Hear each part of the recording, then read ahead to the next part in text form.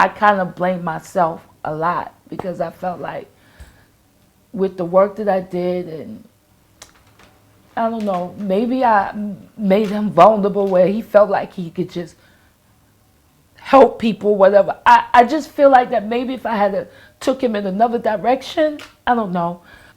As a mother, I sit back and I think about how I brought him up, and he had some friends that I didn't like, and we would talk about it. And, he said, "Mom, there's always good in everybody. You always told me that somewhere along the line they got some goodness in them."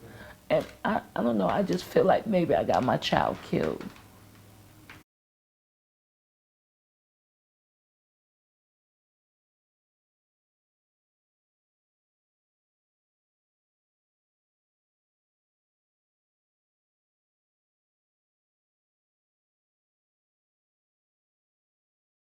What does Valentine's Day mean to you now? Nothing. Valentine's Day is dead to me. The only thing that I basically do around that time is I always try to put something together and make sure that they get it out there that this was a day that I lost, that someone decided to take something from me that was a part of me. So I basically like try to do some kind of, memorial event or something so people will remember that this was a child that didn't even get the opportunity to be who he was supposed to be. I'm not going to say he was perfect because no one's perfect, but the way he cared about people and how he was there for his friends, and you could call him and he'll come, and if you needed him to help you do something, he did it. It's just, When he left that morning, did he leave at his like normal time? Is there anything unusual? I left before Oh, him. you left before that. Okay. I left before him because of my travel. I called him because, he was stressing out over work, over jobs. So actually, that was the last time that I spoke to him. I told him, don't worry, don't stress yourself out about the job.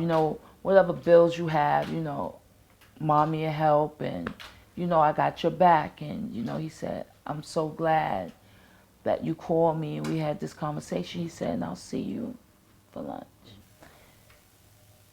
It's just unbelievable to me how somebody can just take somebody, that type of person, life away from him, no matter what the reason was. No one deserves to die like that. And they never recovered the upper part of his I body. never got his head back. Yeah, yeah. I have this phone that it has his voice on it. So I have that I can listen to, and sometimes it brings the anger back up in me, to be honest with you. I've never shown nobody that phone. I don't think I ever will. I don't even think I will ever play it for anyone. That's like a personal, I can't even describe it for me. I won't even play it for his brother. It's a voicemail greeting that he had when the new year came in. He said, it's a new year, it's a new start, and there's going to be some changes made in my life.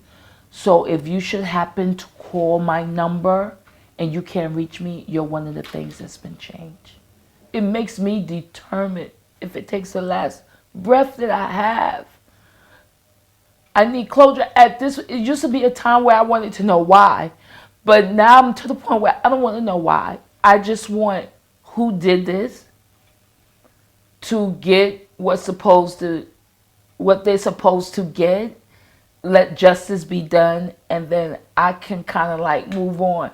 It also helps me because I know somebody out there knows something and they're lying and they're just not talking.